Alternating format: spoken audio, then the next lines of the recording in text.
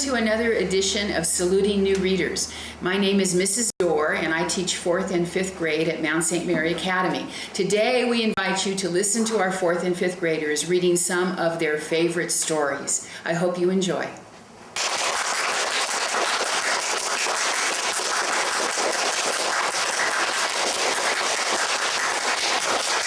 My name is Madeline, and I'm going to be reading the series of unfortunate events, The Grim Grotto. Right down here, the echoey voice said, as the Baudelaire orphans began their journey down the ladder. Aye, mind the ladder. Close the hatch behind you. Don't rush. No, take your time. Don't fall. Mind your step. Aye, don't trip. Don't make noise. Don't scare me. Don't look down. No, look where you're going. Don't bring any flammable liquids with you. Watch your feet. Aye, no, watch your back. No, watch your mouth. No, watch yourselves. Aye. Aye, Sunny whispered to her siblings. Aye, Klaus explained quietly, as another word for yes. Aye, the voice said again. Keep your eyes open. Look out below. Look out above. Look out for spies. Look out for one another. Look out. Aye, be very careful. Be very aware. Be very much. Take a break. No, keep going. Stay awake. Calm down. Cheer up. Keep climbing. Keep your shirt on. Aye. As desperate as their situation was, the Baudelaires almost found themselves giggling. The voice was shouting out so many instructions, and so few of them made sense, that it would have been impossible for the children to follow them. And the voice was quite cheerful and a bit scattered, as if who was ever talking did not really care if their instructions were followed, and had probably forgotten them already. Hold on to the railing, the voice continued, as the Baudelaire spotted a light at the end of the passageway. Aye, no, hold on to yourselves. No, hold on to your hats. No, hold on to your hands. No, hold on. Wait a minute. Wait a second. Stop waiting. Stop war. Stop injustice. Stop bothering me. Aye. Sunny had been the first to enter the passageway, and so she was the first to reach the bottom and lower herself carefully into a small, dim room with a very low ceiling. Standing in the center of the room was an enormous man, dressed in a shiny suit made of some sort of slippery-looking material, with equally slippery-looking boots on his feet. On the front of the suit was a portrait of a man with a beard, although the man himself had no beard, merely a very long mustache curled up on both ends like a pair of parentheses. One of you is a baby, he cried, as Klaus and Sunny lowered themselves next to their sister. Aye, no, both of you are babies. No, there's 3 of you. No, none of you are babies. Well, one of you sort of is a baby. Welcome, aye, hello, good afternoon, howdy, shake my hand, aye. Thank you for listening to me read.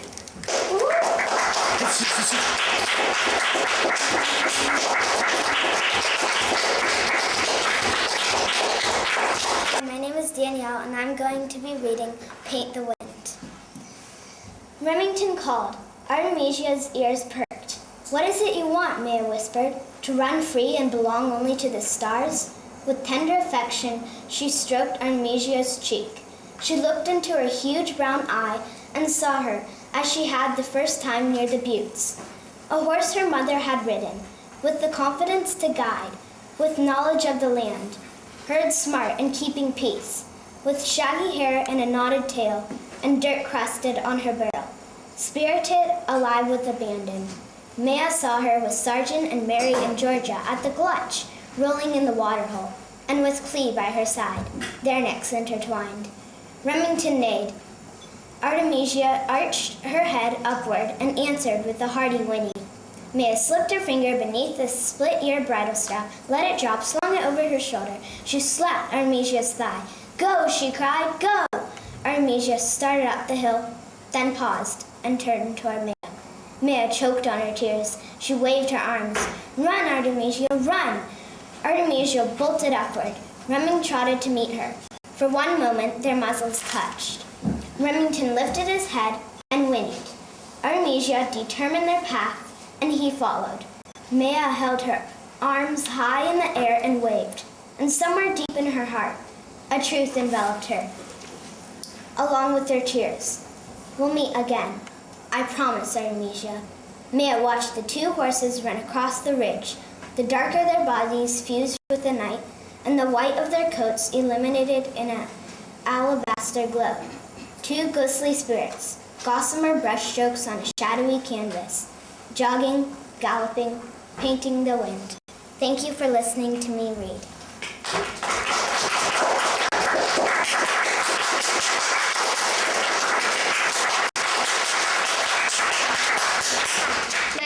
My name is Megan. I'm reading from Warriors Into the Wild.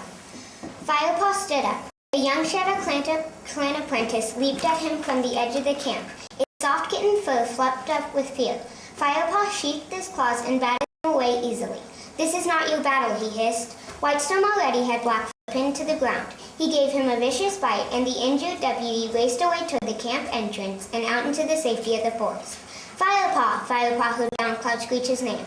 "Watch out! Clawface is—" He didn't hear the rest. A heavily built brown cat crashed into him. "Clawface!" Firepaw dug his claws into the ground and whirled around to fight. "The warrior that killed Spotted Leaf." Rage surged through him, and he flung himself onto the brown tongue. Firepaw pushed the warrior to the ground and pressed his head into the dirt. Blinded by fury, he prepared to sink his teeth into Clawface's neck. But before he could deal his death blow, Whitestone knocked him aside and grasped the Shadow Clan warrior. "ThunderClan warriors do not kill unless they have to," he growled in Firepaw's ear. "We just need to let them know not to show their faces here again." He gave Clawface a fierce bite that sent him screaming out of the camp. Still raging, Firepaw looked around wildly. Brookenstar's warriors had gone. An angry screech sounded from behind Greypaw. Greypaw leaped out of the way, and Firepaw saw Yellowfin gripping Brookenstar with muddy, blood-stained paws. His body bled from several wounds. His ears were flattened against his head, and his whiskers were drawn back as he crouched, flattened beneath Yellowfin's powerful grasp. "I never thought you would be harder to kill than my father," he snarled up at her. Yellowfin recoiled as if she had been stung by a bee. Her face twisted suddenly by shock and grief. She loosened her grip on Brookenstar, and instantly he threw her aside with a twist of his powerful body. "You killed Ragged-Star?" Yellowfin rolled her eyes wide with disbelief. Brookenstar eyed her coldly. "You found his body. Didn't you recognize my fur between his claws?" Yellowfin stared in horror as he continued. "He was a soft and foolish leader. He deserved to die." Thank you for listening to me read.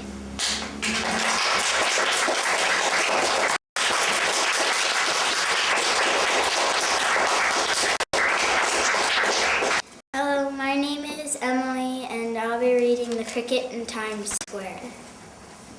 "Just the same," said Harry Cat, grinning at Chester. At the summit of his success, he vanishes. Tucker raced back and forth on the shelf.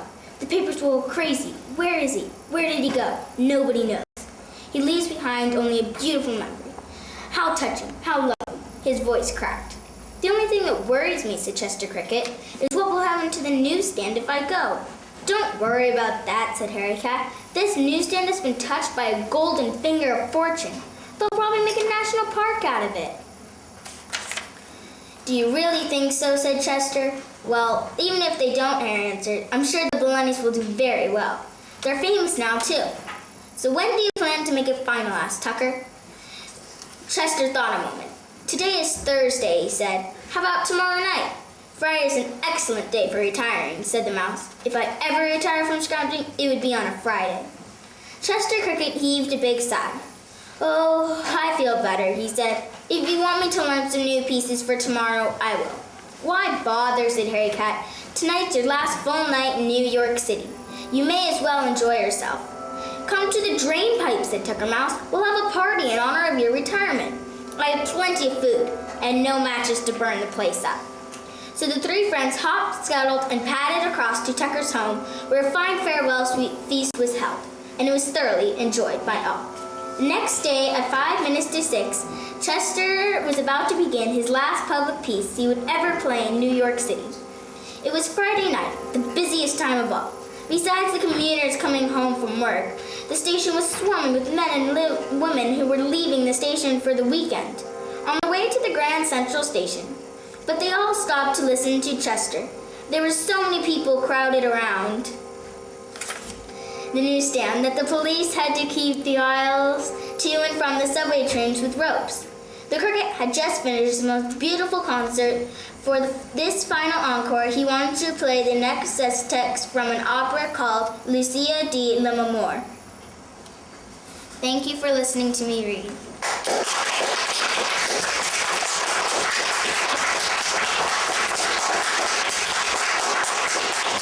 I'm Mackenzie, and I'm going to be reading from Warriors the Darkest Hour.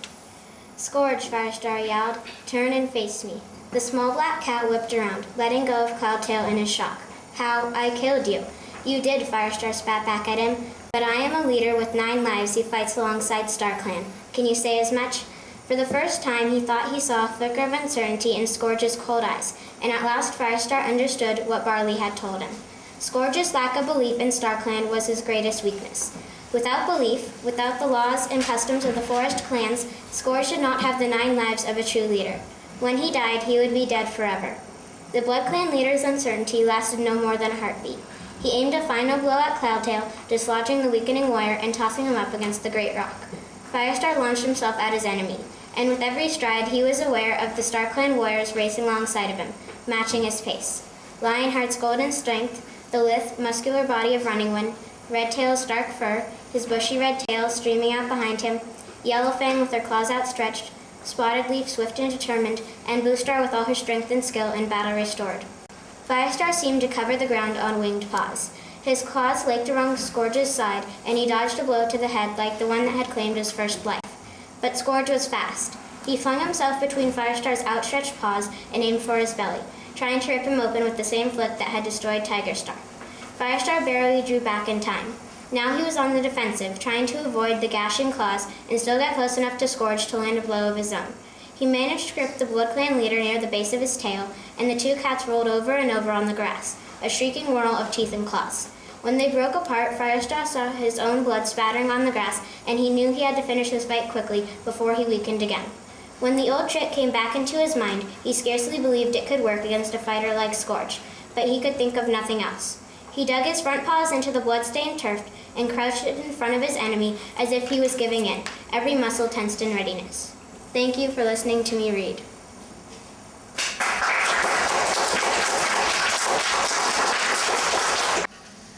Hi, my name is Patrick, and I'm reading from the ear, the eye, and the arm. Someone was standing by his bed, a person completely unlike anyone Tende had ever met. In the pre-dawn light, his features were unclear. He was simply a presence of darker blue than the sky behind him. But there was about him a scent of woody smoke and new leaves and the honey of far-off unseen flowers. The presence pointed at Tende and said, "You." The boy woke up at once. The first rays of dawn were sliding over the garden wall, and the window was empty. What a strange dream, thought Tende. He pulled the sheet over his head as he tried to remember it better. The image faded away, leaving a strange sense that something important was about to happen. His ancestors must have felt this way before a big hunt. Tende imagined them lying on the warm earth of their huts, feeling it tremble with destiny. Their shields and spears lay ready by the door. Not like me, he thought. He snuggled into a soft bed in one of the finest mansions in Zimbabwe. Around the house were a large garden and a wall studded with searchlights and alarms. The automatic Doberman growled as it made the last tour of the lawn before retiring to its kennel. Any tremble of destiny would have to have struggled through the concrete foundations of the house. It would have had to work through inlaid wooden floors and thick carpets to creep up the grand staircase to the second floor. Only a whisper could have found its way to his waiting ear, yet find him it did. Thank you for listening to me read.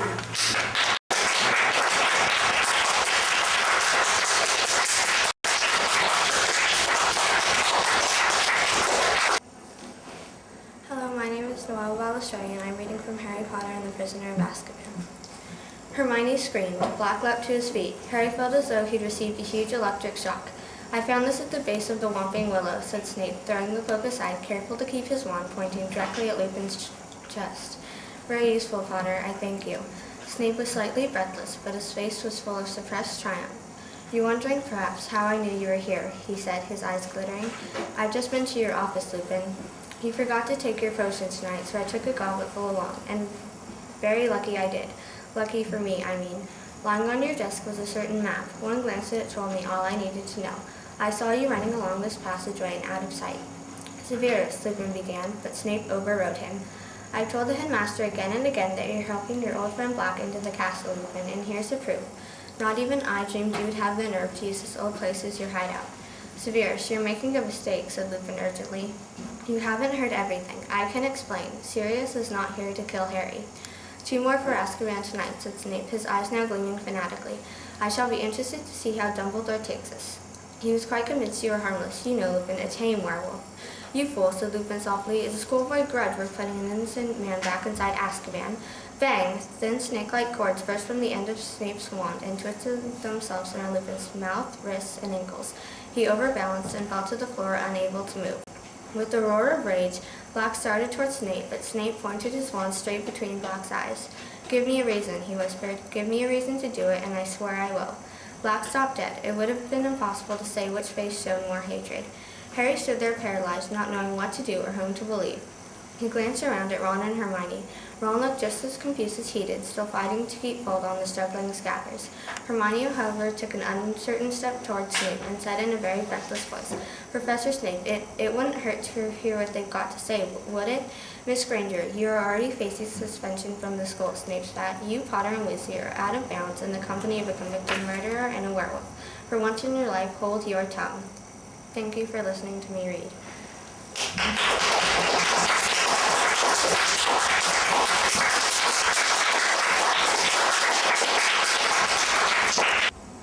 Hello, my name is Josie and I will be reading from Inksville. It took Dustfinger over 3 days to reach the Splat Mill with Maggie and Ferd. 3 long gray days, during which Maggie hardly spoke a word, although Ferd did his best to cheer her up. Most of the time it was raining, a fine drizzle, and soon none of them could remember what it felt like to sleep in dry clothes. Only when at last the dark valley where the mill stood opened out before them and the sun broke through the clouds. Low in the sky above the hills, it shed golden light on the shingled roofs. There wasn't another dwelling to be seen far and wide, only the miller's house, a few outhouses, and the mill itself, with its great wooden wheel dipping deep into the water. Willows, poplars, and ectoplasm bushes lined the bank of the river on which it stood, together with alders and wild pear trees. There was a cart standing at the foot of the steps leading into the mill. A broad-shouldered man, dusty of flour, was just loading it up with sacks. There was no one else in sight except a boy, who, on seeing them approach, ran to the house. All looked peaceful and quiet, apart from the rushing of the water, which drowned out even the chirping of the cadets. You'll see, Ferd whispered to Maggie. Finogly has written something. I'm sure he has. Or if not, we'll just wait until. We'll do no such thing, Dustfinger angrily interrupted him, looking distrustfully around. We'll ask about the letter and then go on. Many people come to this mill, and after what happened on the road, the first of the soldiers will soon be putting in an appearance. If it was up to me, we wouldn't show our faces here till everything has calmed down a bit. But if we must, suppose the letter hasn't come yet, Maggie looked at him with anxiety in her face. When I wrote to Finogly, I told him I'd wait for you. Yes, and I don't remember saying you could write to him at all, did I? Maggie made no answer, and Dustfinger glanced at the mill again. I just hope Cloud Dancer delivered the letter safely, and the old man hasn't been showing it around. I don't have to tell you what damage the worms out that page can do. Thank you for listening to me read.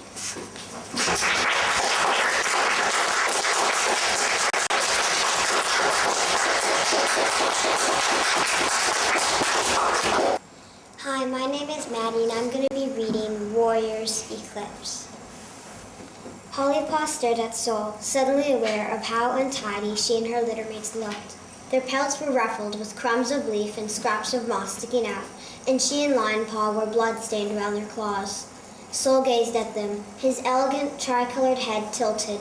The white patches on his pelt tingled pink by the late afternoon sun. His eyes shone amber as sunlit sap. Would he be angry they'd tracked him down? He didn't look angry. He didn't even look surprised, just blinked calmly at them and dipped his head in greeting. I thought he would come. His mew was as rich and smooth as high-seasoned honey. He was looking at J-Paw. I knew you'd be curious after the great darkness came. J-Paw patted forward. How did you know it was coming? Sol's whiskers twitched. Did it frighten you? Of course. Even though I told you it would happen? His gaze was unwavering and so intense that Hollypaw found her sight glazing until the forest blurred around her and all she could see was Sol's eyes. She blinked, shivering. She was just tired. J-Paw lifted his chin challengingly towards Sol. Is that why you came to ThunderClan, to warn us? The tip of Soul still twitched. It's not my business to give warnings. He padded on to the unkempt grass at the side of the pebbly path, flattening a patch with his paw before sitting down. He swept his thick brown and white tail over the grass and rested it in front of him. Come. He tipped his head to one side, indicating that they should sit down too. If we're going to talk, we may as well be comfortable. J-Paw padded forward, feeling for the grass. Holly Paw followed a little self-consciously. Soul was watching them closely. The grass was long but soft, and she had flattened a spot to sit on just as Soul had done. Thank you for listening to me read.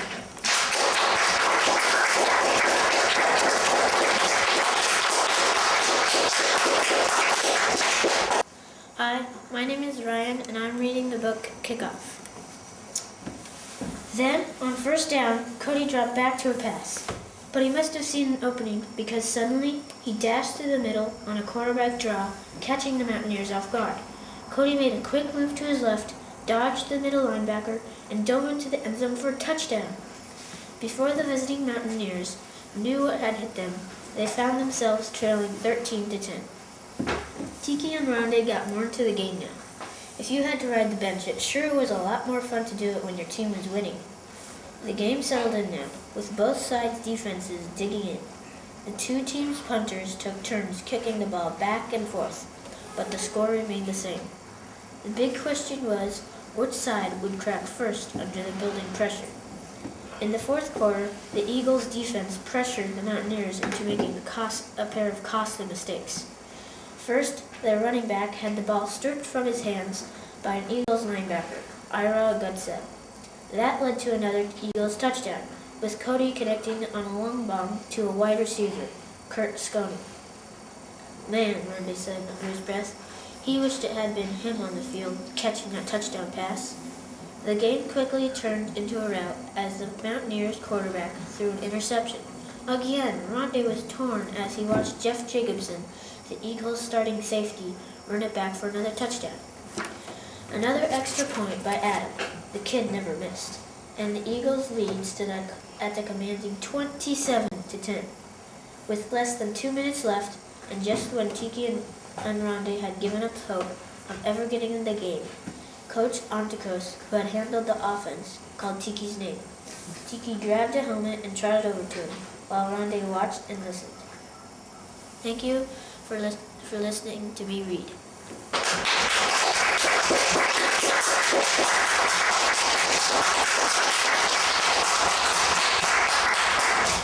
Hi, my name is Bree, and I will be reading Peter and the Starcatchers.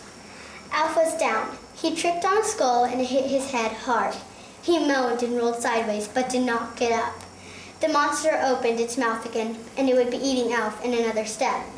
No! Screamed Peter, leaping forward again, dodging the sweeping tail, and bringing his bone clubs smashing down on the thing's hard, scaly back. No, no, no! He shouted, each time striking it again. The monster whirled and snapped, moving far faster than Peter expected. Peter jerked his hands back just far enough, but the bone was caught, instantly crunched to splinters in the monster's massive jaws. Now it was Peter's turn to scramble backwards, with the thing turning in his direction, coming after him, coming, its glowing eyes strangely dispassionate, a hungry beast about to do his work. As Peter backed away, he crouched and felt around his feet for another bone, for anything. He touched nothing but hard ground. He backed up some more, hit something hard, the wall. He was trapped in the corner.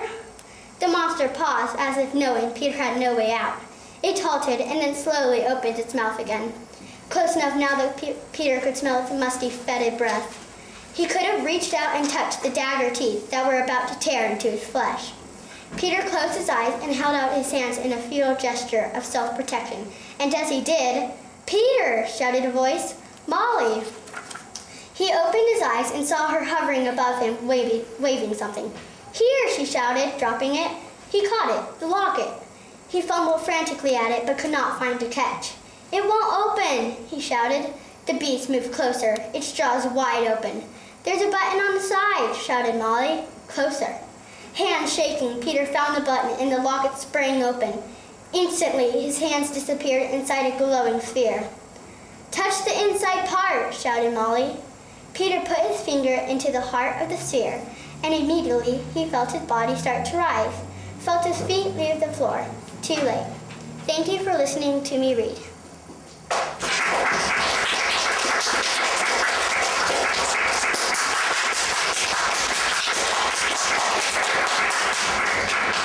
Hi, my name's Stephanie, and I am reading from Health, Untrapped and Obedient School Again, Chapter 2.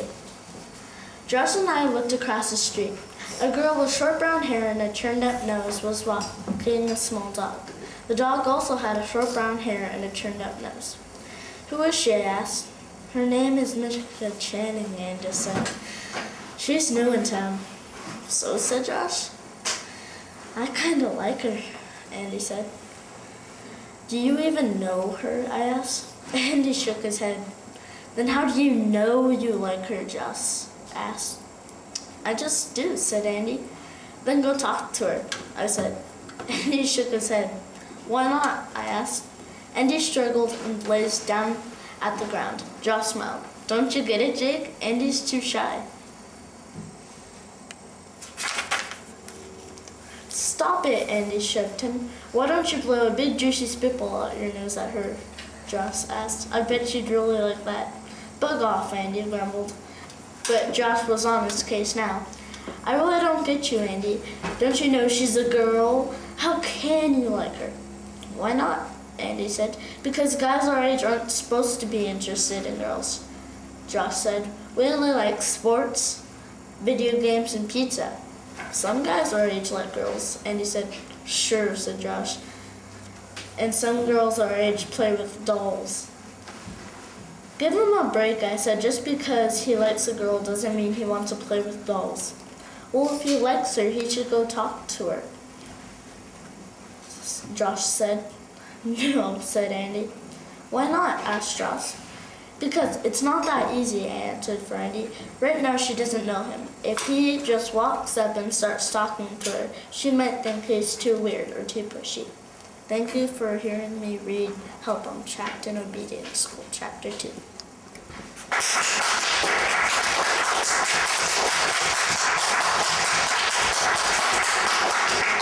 Hi, my name is Sarah, and I'm reading Samantha Learns a Lesson.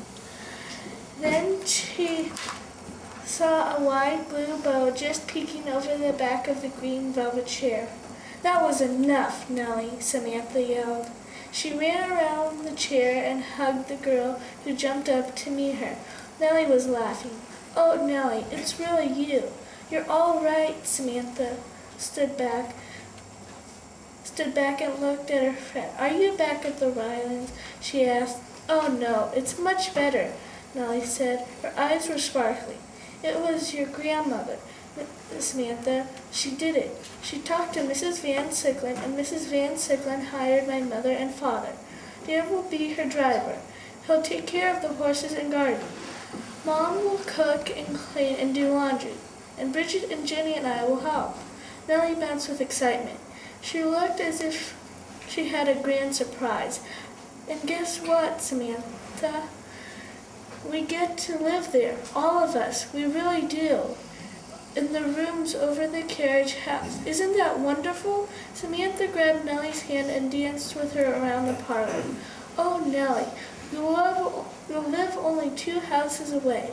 We can play every single day when I get home from school. Thank you for listening to me read.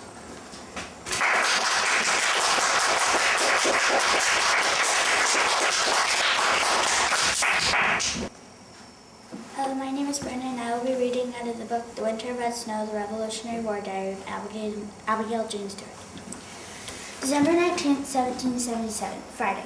I woke to sleep, hitting the window, and another sound I had not heard before, a drum beat. Papa came in from milking and said, the soldiers are coming. Elizabeth, Sally, and I hurriedly ate our porridge, then wrapped ourselves in our cloaks and scarves. Mama watched from the window as we ran into the road. There on the wind from the south came the drum beat, several drums now, and the high trilling of fifes.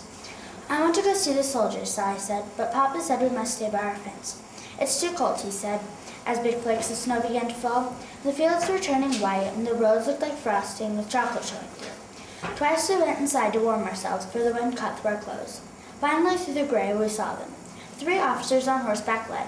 We ran outside to cheer, but the men were quiet and thin. The sight of them took my breath away. They have no shoes, Elizabeth whispered. We watched for several minutes as they passed by. We were unable to speak. Their footprints left blood in the snow. As I write this upstairs, my candle low and our room cold, I think I shall never again complain. For many hours we watched the soldiers march in single file into our valley. Hundreds and hundreds were barefoot, the icy mud cutting their feet.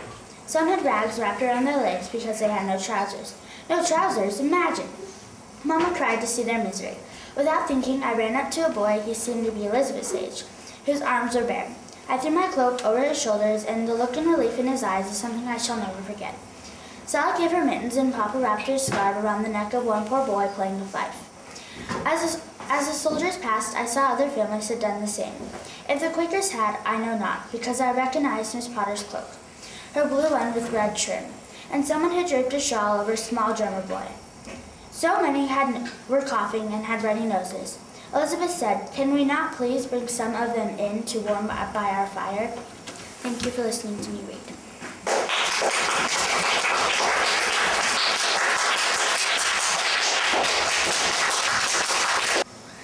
My name is Peter, and I will be reading 5 poems by Shel Silverstein.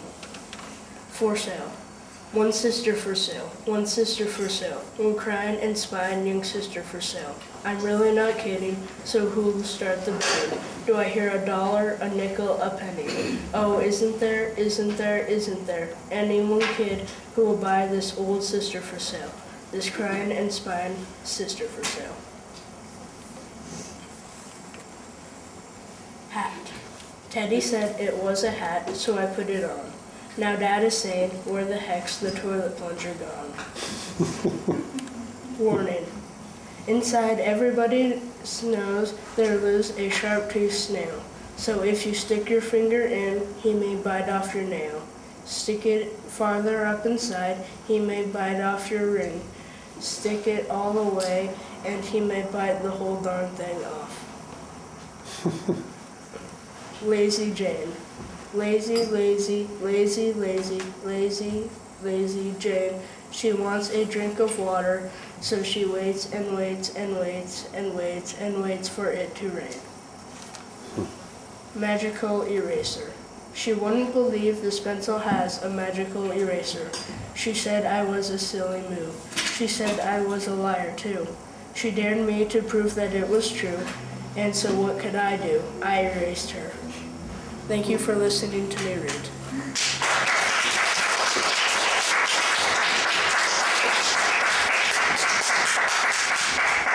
My name is Joseph Fairless, and I am reading the Shiloh season.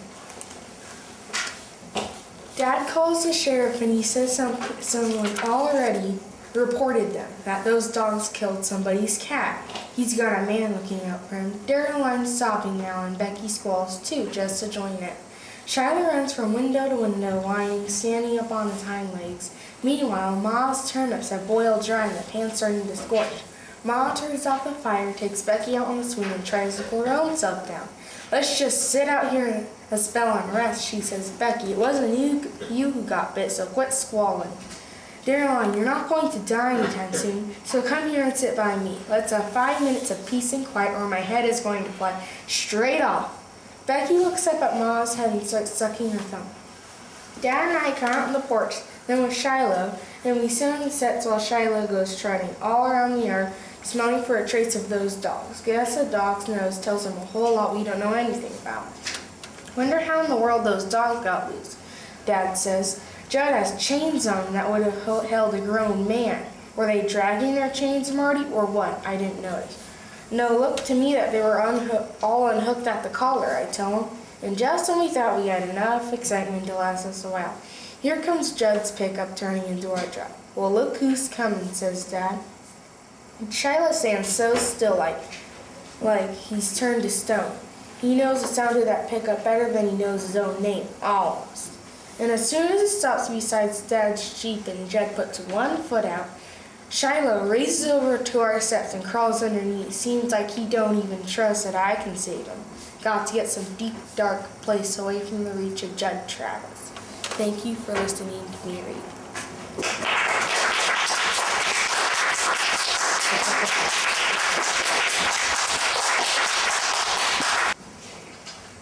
Hi, my name is Brendan, and I will be reading Ender's Game by Orson Scott Card.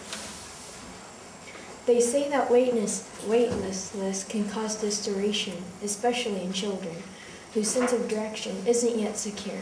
But Ender was disoriented before he had ever left Earth's gravity, before the shuttle launch ever began.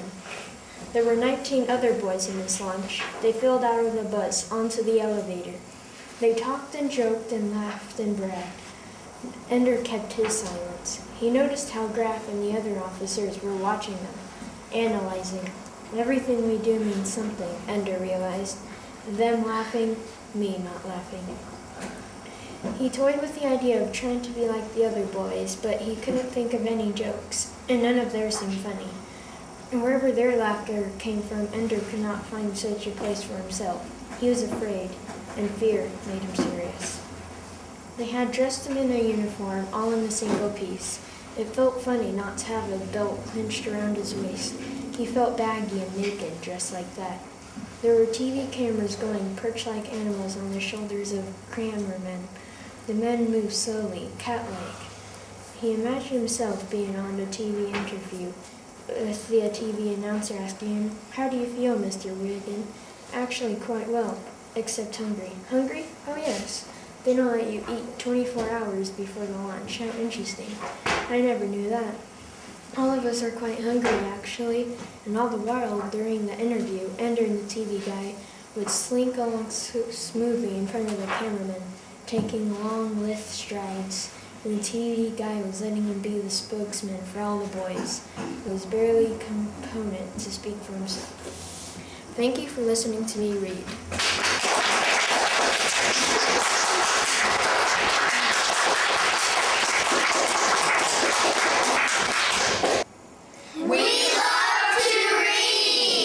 And what grade are you in? 4th grade, 5th grade. And where do you go to school? Mount St. Mary Academy. And what do you love? Reading.